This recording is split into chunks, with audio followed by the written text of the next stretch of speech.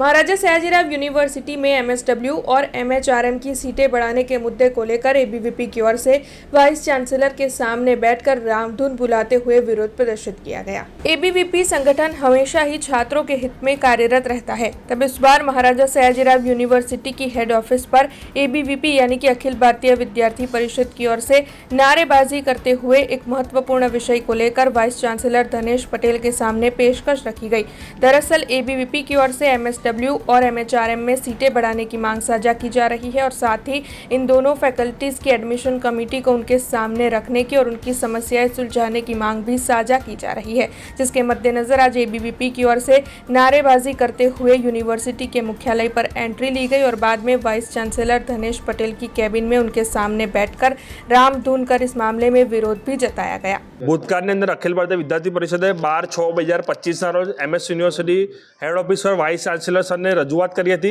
કે એમએચઆરએમ એમએસડબ્લ્યુના વિદ્યાર્થીઓની સીટોની અંદર વધારો કરવાની અંદર આવે છેલ્લા ઘણા વર્ષોથી વિદ્યાર્થી સંગઠનોની અંદર સંઘર્ષ કરી રહ્યા છે, પરંતુ એમએસ યુનિવર્સિટીના સત્તાધીશોનું પાણી ક્યાંક ને ક્યાંક હલતું નથી। તેને હલાવવા માટે